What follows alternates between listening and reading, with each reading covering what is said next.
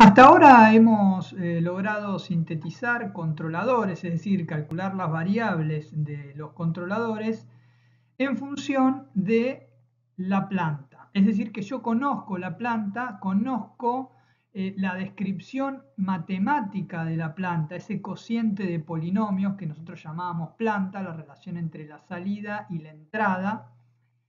Y a partir de eso, a través de distintos métodos, nosotros calculábamos justamente esos valores del controlador. Ahora, ¿qué sucede cuando yo no conozco cómo se comporta la planta? No conozco el modelo matemático de la planta. Básicamente ahí tengo dos caminos. Uno es modelizarlo, que es lo que hemos visto en los primeros videos sobre la modelización de traslación, de rotación, motor, etcétera. Y el otro camino es ajustar el controlador de manera práctica, a ciegas, sin saber y sin importarme lo que hay adentro de mi planta, poder calcular las variables del controlador para que mi salida copie a mi entrada. Es ahí donde se mete Sigren y Nichols, es el método más conocido, que después de alguna forma fue tomado por otra gente y fue modificado, fue perfeccionado, pero básicamente estos ex compañeros de trabajo en una empresa de controles que se llamaba Taylor Instruments, hoy parte de ABB, desarrollaron el sistema en 1942 y es el mismo sistema que se utiliza hoy en día y que vamos a ver en el presente video. Entonces nosotros queremos sintetizar el PID, pero no conocemos cuál es el modelo matemático de la planta. Ahí entra lo que les decía, el ajuste empírico de controladores, que básicamente tiene tres metodologías para poder llevarse a cabo. La primera es el método de oscilación de Sigel-Nichols. La segunda es el método de la curva de reacción de los mismos autores. Y después hay un perfeccionamiento de ese método, que es el método de la curva de reacción de Cohen y Kuhn. Esos básicamente son los tres más utilizados. Antes de arrancar con la explicación en sí, vamos a hacer un breve paréntesis y vamos a decir que nosotros vamos a utilizar la configuración PID convencional. ¿Cuál es la configuración PID convencional? Esta que vemos acá. Y la función transferencia de la misma, o la relación que va a tener mi planta, mi salida en función de mi entrada, va a ser la que veo acá, que es equiparable a esta otra, que es la paralelo. Fíjense que nosotros ya habíamos comentado este tema. KC o K del controlador acá multiplica a 1, así que KP y KC serían básicamente lo mismo. Y después, cuando yo hable de KI, en realidad voy a estar hablando de KC dividido TI. Y cuando hable de KD, voy a estar hablando de KC por TD. Teniendo en cuenta esas consideraciones, arranquemos entonces con la explicación. El primer método que vamos a ver es el de oscilación de Sigel-Nichols. Como habíamos dicho, no conozco la planta. Sí sé que tengo un sistema realimentado. Y esto es muy importante. ¿Por qué? Porque si no fuese un sistema realimentado, yo no voy a poder lograr ir cambiando la salida. ¿Sí? La salida va a ser la misma. En este caso, la idea es que la salida vaya cambiando en la medida que yo voy variando uno de los parámetros de mi PID. Entonces, lo primero que hago es a mi sistema realimentado, ¿sí? Mi sistema a lazo cerrado, y recalco esto, voy a inyectar un escalón a mi entrada. Después voy a agarrar un osciloscopio y voy a poner la punta de prueba del osciloscopio de medición de la señal en mi actuador, en mi señal de salida del controlador, ¿sí? En lo que sería mi señal de actuación. Atento a esto, ¿sí? Sobre ese punto yo voy a colocar entonces la sonda para visualizar mi salida. Y después del PID, acuérdense, yo tengo tres constantes que puedo variar. La constante proporcional o el Kc, que habíamos hablado al principio, Kc o Kp, para nosotros en realidad eran la misma cosa. Después tenemos el Ti o el Ki y después tenemos el Kd. Bueno, estos dos, el Ki y el Kd, los vamos a mantener en cero, es decir, lo único que voy a variar es la parte proporcional. Entonces, que yo voy a ir aumentando la parte proporcional y en el osciloscopio ya empiezo a ver cómo la respuesta que voy a tener en mi señal de actuación se va haciendo oscilante, o sea, su amortiguada oscilante hasta un determinado punto. Cuando yo logré, y ese es el primer paso de la aplicación del método, yo tengo que ir aumentando la ganancia hasta lograr la oscilación del sistema, ¿sí? Ahí tiene que estar, ni más ni menos, en la oscilación. Una vez que yo tengo mi sistema oscilando, fíjense lo que voy a hacer. Voy a medir el periodo, ¿sí?, de mi señal, que lo voy a llamar el periodo crítico. ¿Por qué voy a llamarlo periodo crítico? Porque el valor de mi ganancia, en este caso para el ejemplo es 5,9, va a ser mi K crítico, ¿sí? No confundir con el Kc que habíamos visto en el PID, que dijimos, bueno, Kc y Kp. Acá este Kc del que estamos hablando es el K crítico, ¿sí? Cuando nosotros dibujamos el lugar de raíces, había un valor de K tal que el sistema estaba justo al límite de la inestabilidad o de la estabilidad, que era la oscilación, y lo llamamos Kc. Por eso respetamos Tc y Kc. Con estos dos valores, fíjense lo que voy a hacer. Yo tengo una tabla y tengo la representación de mi PID. Entonces, por ejemplo, en el caso de si yo quiero solamente colocar un controlador proporcional, es decir, que mi PID trabaje de manera proporcional y solamente proporcional, lo que voy a hacer es, obviamente, TI va a tener que ser infinito. ¿Por qué? Porque yo quiero anular la parte integral. Entonces, TI infinito, esto lo anulo. TD va a ser 0. Si esto fuese KI, KD sería 0 y 0, obviamente. Y después, el valor que va a tener que tomar Kp, según lo que vimos acá, debería ser 0,5 veces el valor del K crítico, es decir, este valor, el valor que hizo que mi planta oscile. Bueno, de la misma manera para el PI, acá lo que voy a hacer es bajar el valor de Kp ya de 0,5 a 0,45.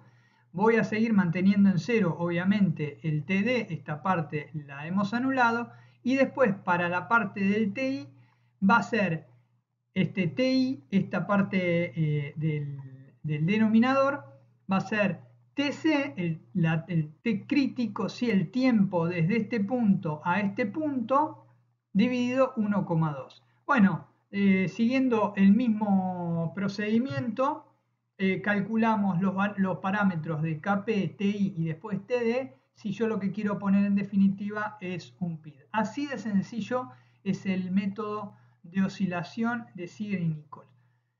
Tengan en cuenta algunas consideraciones que no son menores. Fíjense lo siguiente, a esta altura ya más o menos tenemos en la cabeza cómo es la respuesta o cómo debería ser la respuesta de mi sistema en función de los polos de lazo cerrado. Entonces, supongamos que mi planta tiene solamente dos polos. Después veremos dónde los tiene, pero para mi ejemplo los va a tener sobre el eje real. La pregunta que les hago es, ¿podría lograr que mi planta oscile si tiene dos polos? Y fíjense, nosotros sabemos que una planta que tiene dos polos, por ejemplo en el eje real, tiene un lugar de raíces que va a ser una cruz. Va a pasar de este polo a este polo y en el medio se van a intersectar y van a generar una recta paralela al eje J omega. Entonces, a priori, un sistema con dos polos no me serviría porque no lograría llevarlo a la oscilación. Por eso, el sistema debería tener o bien tres polos o bien un retardo de tiempo. Ya vamos a ver más adelante de qué estoy hablando, pero créanme que esas serían las dos opciones que tengo para hacer que mi sistema oscile. ¿Qué es que oscile? Que en la medida que yo le fui aumentando la ganancia, lo que fui haciendo es corriendo los polos de lazo cerrado, que arrancan donde están mis polos de lazo abierto, en este caso donde están las X dibujadas en verde, y se van alejando, se van corriendo, generando las ramas, como habíamos visto en los videos sobre el lugar de raíces. Así, en este ejemplo, por ejemplo, el lugar de raíces tiene esta forma. En el momento que va a cruzar el eje J omega, es decir, cuando se posiciona sobre el eje J omega, ahí voy a tener mi K crítico. Ese K crítico es el mismo K crítico que estoy midiendo acá. Por otro lado, ahí voy a tener un J omega, ¿sí? El famoso J omega D, que en este caso va a ser el J omega C porque va a ser crítico. Omega es 2pi por la frecuencia y la frecuencia en definitiva es 1 sobre el tiempo crítico, que es este valor que tenemos acá. Es decir que nos queda conceptualmente claro que el sistema debería tener tres polos, no necesariamente tres polos como figura acá, podría tener un par de polos complejos conjugados y un tercer polo, pero la idea es que el sistema pueda hacerse inestable, ¿sí? Entonces, de esa forma, yo podría sintetizar el PID. Y la otra, ya veremos más adelante, tiene que ver con esto del retardo del tiempo. Ese retardo de tiempo que veníamos hablando tiene esta forma, ¿sí? Ya vamos a hablar más en detalle cuando toquemos el tema de predictor de Smith acerca del retardo de tiempo, pero tengan en cuenta que el retardo de tiempo, en realidad, así como está escrito acá arriba en el numerador, básicamente nosotros no lo podíamos representar matemáticamente, tenemos que hacer una aproximación y esa aproximación me va a dar un cociente de polinomios que va a representar esta formulita del retardo de tiempo y ese cociente de polinomios podría tener un 0 en el semiplano derecho. Eso va a hacer que la curva que se generaría o se generase ahora con dos polos, va a tener un polo y un cero, ¿no? Y con el polo propio que tenía o que tiene la planta, eso me haría que la curva tendiese hacia la derecha y en algún momento cruzar así el eje J omega para hacerlo oscilatorio. Por eso decíamos que tenía que tener tres o más polos o si no un retardo. Ahora, lo importante acá es que si la planta tuviese un retardo, y la realidad es que las plantas reales lo tienen, fíjense que nosotros podemos hacer una relación que vamos a llamar X entre el tau propio del retardo, es decir, el tiempo que demora en actuar la salida en función de los cambios que le haga la entrada, esa espera o ese tiempo va a ser este tau que está acá arriba, dividido el gamma, y este gamma tiene que ver con el tau, que es la posición del polo de la planta, ¿sí? Entonces uno me va a hablar en realidad de cuánto me va a demorar en accionar el sistema y el otro me va a hablar de la velocidad de accionamiento del sistema. Entonces, en función de esa relación, nosotros podemos generar esta gráfica que les paso a explicar. La idea acá es que, fíjense, Si esta relación es o mayor a 1 o mucho menor a 1, es decir, supongamos que el tau del retardo es mayor al gamma, entonces estaríamos por acá, la respuesta que voy a tener tendría una forma que está por debajo del escalón unitario, ¿sí? Esta parte es importante que entiendan. Cuando yo hablo del tiempo del tiempo de retardo, lo que estoy diciendo es que, fíjense, yo apliqué un escalón unitario en el punto 1. Ahí tengo un escalón unitario.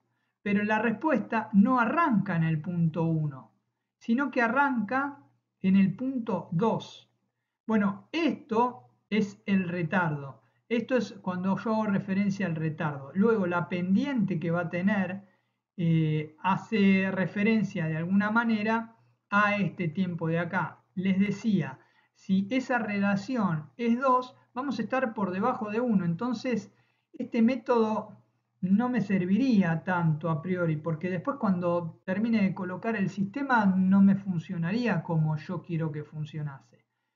Si por otro lado la relación fuese al revés, es decir, el gamma fuese mayor al tau, en este caso estaría por acá y de vuelta tendría un sobreerror, se adecuaría un poco más al valor unitario, pero de vuelta no sería el ideal. Y si estamos en un término intermedio, ahí podría funcionar la cosa. El problema es que no depende de mí, depende de la planta. Yo no conozco cuál es el retardo que tiene la planta. Entonces, por estas dos cosas que le acabo de decir, por la poca precisión del método y por otra también muy importante que tiene que ver con que la planta la llevo a la oscilación, y la oscilación está al límite de la inestabilidad, es decir, que yo llevaría al límite de la inestabilidad a mi sistema, lo cual puede llegar a ser peligroso, hace que muchas veces este sistema no sea el más indicado para sintetizar un controlador PID y tengamos que pasar a otro tipo de método, que es el que vamos a ver en la próxima diapositiva. Ese otro método es el método de la curva de reacción de Ziegler-Nichols. Tenemos lo mismo, tenemos mi PID, tenemos mi planta que yo desconozco y los pasos a seguir para este método serían los siguientes. Primero abro el lazo de realimentación para trabajar al lazo abierto. Importante, el método de la curva de reacción se trabaja al lazo abierto. Entonces, ping, lo saqué. Segundo, fíjense, en U de t, ¿sí? en la señal de actuación, ahí, no en la entrada, aplico un escalón unitario y voy a esperar que se estabilice la salida. Entonces, ping, apliqué mi escalón unitario.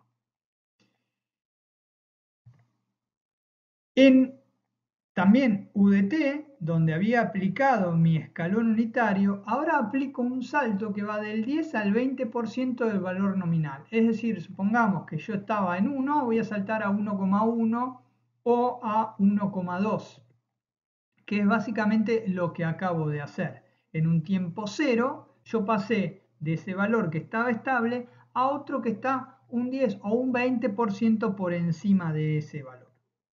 Ahora voy a registrar los valores de mi salida desde T0, es decir, desde el momento en que pasé de 1 a 1,1 a 1,2 hasta que se estabiliza. Y voy a tener un gráfico parecido al que están ustedes viendo aquí abajo a la derecha. Una vez que tengo el gráfico, voy a trazar una recta tangente al punto de inflexión, ¿sí? El punto que cambia la subida por la bajada, que sería este que vemos acá en rojo. Y una vez que tengo esto, ya está. Ahí es cuestión de saber leer los valores y aplicarlos dentro de tres formulitas. Esas tres formulitas son, por un lado, el valor de K0, que va a ser igual a el valor que tome I en el infinito menos el valor que tenía I inicialmente, todo dividido el valor de U en el infinito, que sería, en este caso, supongamos para el ejemplo 1,1, menos U0, que en este ejemplo era 1. Después vamos a tener el tau, que va a ser la diferencia entre T1 y T0. Ese tau, habíamos dicho, es el tiempo de atraso. Y finalmente vamos a tener el gamma, que va a ser T2 menos T1, que va a ser el tiempo de crecimiento exponencial, lo que les hablaba en la diapositiva anterior. Todo esto lo voy a meter en esta tabla que tengo acá. Entonces, básicamente, y siguiendo los mismos lineamientos que antes, sabiendo el K0, sabiendo el tau, sabiendo el gamma, yo voy a tener que mi Kp va a ser una relación entre ambos, si solamente utilizo un valor proporcional y mantengo en cero las otras partes, integral y derivativas. Ahora, si yo quiero aplicar un PI o quiero colocar un PI, lo que voy a hacer es colocar estos valores para el Kp, estos valores para obtener el TI que pondré acá abajo y obviamente mantengo en cero y así sucesivamente con el PID. Tengan en cuenta los valores que calculamos, K0, el tiempo de atraso y el tiempo de crecimiento exponencial, que en el retardo del tiempo básicamente son esos valores que vemos en el numerador de la planta. Y vamos a hacer lo mismo que hicimos con el método de oscilación. Vamos a ver en función de estos valores cuánto me sigue mi salida a mi entrada en función de los valores del PID. Entonces tenemos esa relación de tau sobre gamma y aquí tenemos aquí abajo la gráfica que representaría cuán similar es mi salida a mi entrada. Y se vuelve a ver lo mismo o algo muy parecido a lo que se veía en el método de oscilación. Es decir, que si esa relación es muy grande o es muy chica, la verdad es que la respuesta no va a ser la más adecuada. Vamos a estar cerca, sí, pero no va a ser la más adecuada.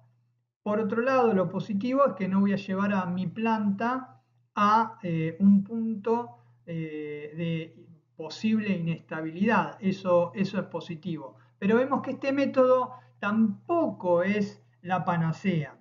Esto también tiene que ver con el tipo de sistemas donde actuaban los PID antiguamente, que eran sistemas discretos, hoy en día en sistemas que son digitales, donde la velocidad es otra, obviamente puede haber quedado un poco obsoleto, de hecho quedó un poco obsoleto, al menos esta tablita que fue generada en su momento. Pero que no cunde el pánico porque hay una forma de mejorarlo. Y esa forma de mejorarlo es el método de la curva de reacción de Cohen-Kuhn. ¿Qué hicieron Cohen-Kuhn?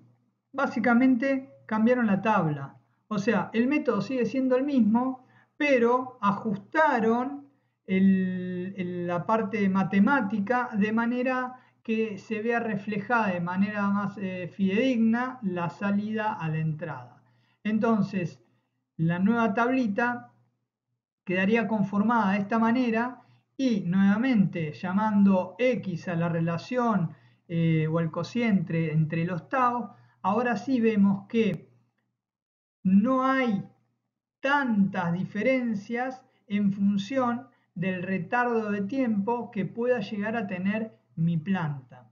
Vemos que más o menos con un controlador PID ajustándolo, aplicando estos parámetros, la respuesta va a parecerse bastante más a mi entrada.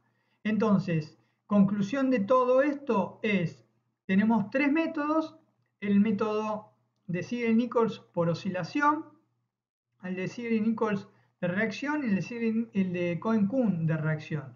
La diferencia entre este último y el de Ziegler-Nichols es que es más preciso que el anterior, ambos a lazo abierto, mientras que el de oscilación obviamente tiene que hacerse a lazo cerrado y el riesgo que se puede correr, si uno es inexperto, es que la planta, lejos de oscilar, en ese método se convierta en una planta inestable.